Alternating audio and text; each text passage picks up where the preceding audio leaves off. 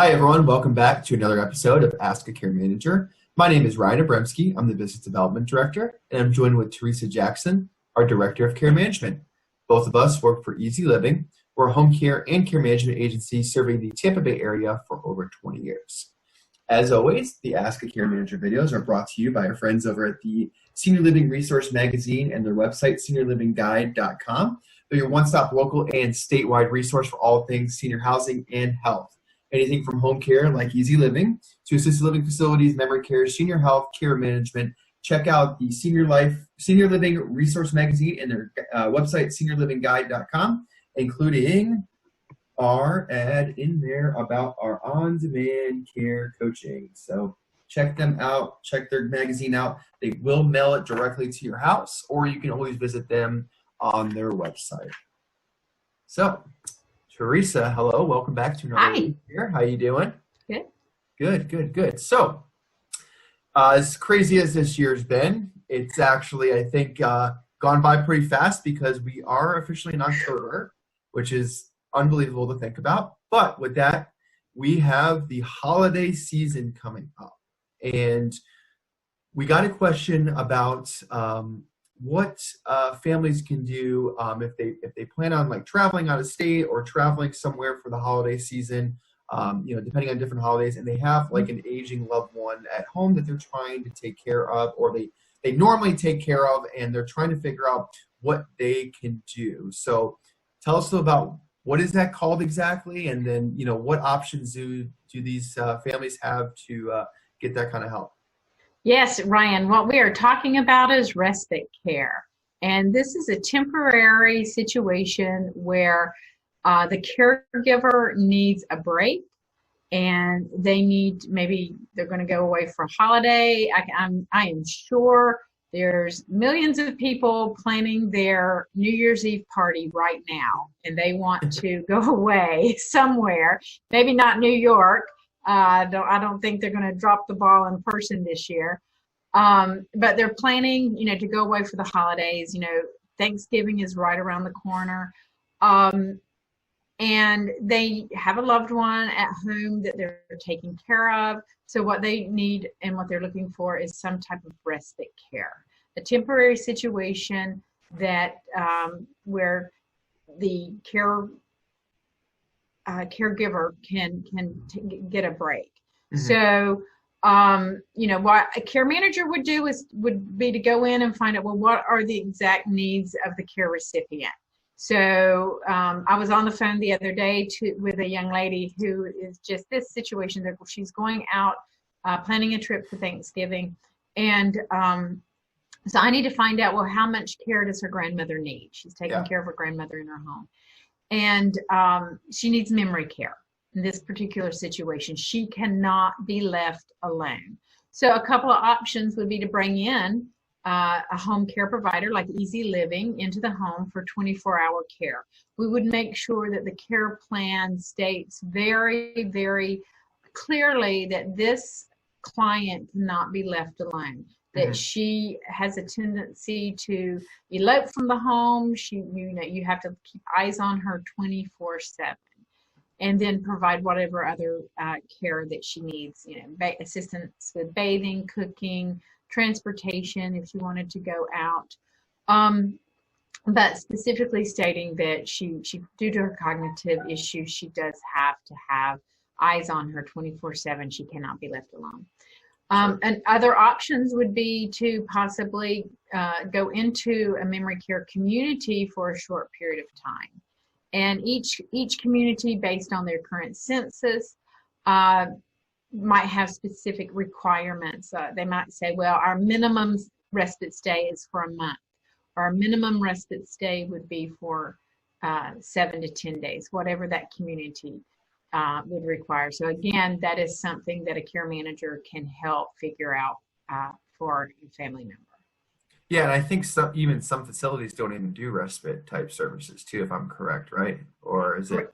Yes, it's all based on their census. If they have a full census and they have a waiting list, they're going to tell that they don't have availability. If they're sitting at 80%, they're going to do respite. Okay. because they need that income. They need that someone in that bed. Absolutely. So, Well, that's like I said, what I think what you mentioned, like what we can do in the home care side is that it doesn't have, there's really, no minimums. If you just need us for a couple of days, we could correct. set that up. Or, if you need us for 2 weeks, we can still set that up.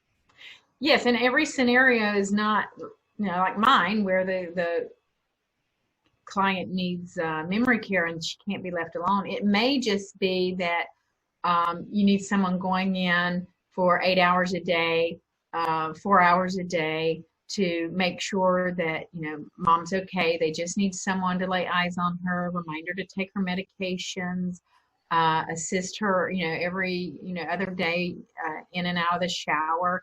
So again, the care manager, along with our nurse, we can set up that care plan to make sure it's going to be catered to their specific needs. Absolutely.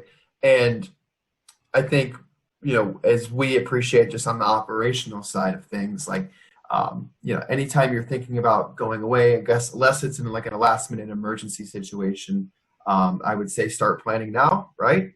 Oh, please, please. I mean, and we joke about this, but it happens. It's like right before 5 o'clock on a Friday, someone calls and goes, "Oh, I need care. I'm flying out tomorrow. I've been in town for, 2 weeks. But I have to leave tomorrow, and I've just realized that I can't leave mom by herself, so we need to set services up." And that's challenging because we are booking out our care partners, weeks in advance on their schedules.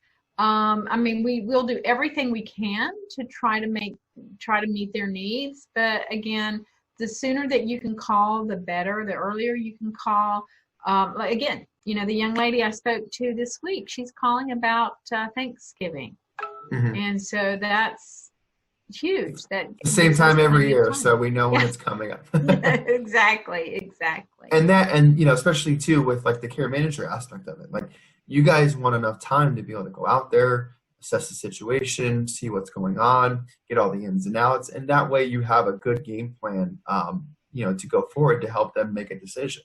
Exactly, because there's been many times where you go out because the family's telling you, oh, they only need a little bit of help. They just need a little bit of assistance with this or that.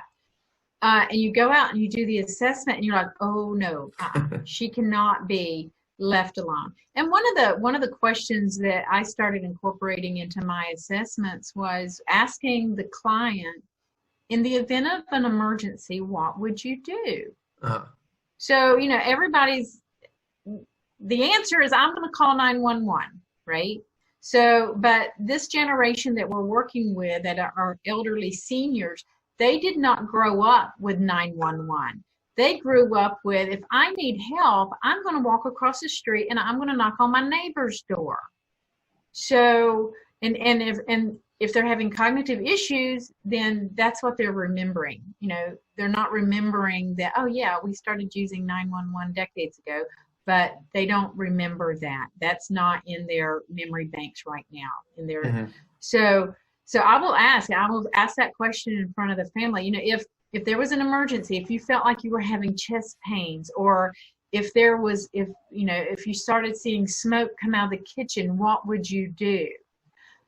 I would walk across the street and I would ask my neighbor for help, because he's always told me, if you ever need anything, just come on over. It's like, and to have them realize, the family realize that their loved one does not have the wherewithal to, in an emergency, to pick up the phone and call 911. That's a rude awakening for them. And then we realize they need more care than you're realizing at this point in time. Maybe that 24-hour caregiver. Yep, for sure. Well, Teresa, thank you so much for always your expert insight. I always appreciate it. And if anyone has any questions about respite care or any of the care management or home care services that we provide, post a question down below in the comment section. You can always send us a message on Facebook also, or visit our website. We have a ton of information on there, including blogs and different resources that are available on our website too.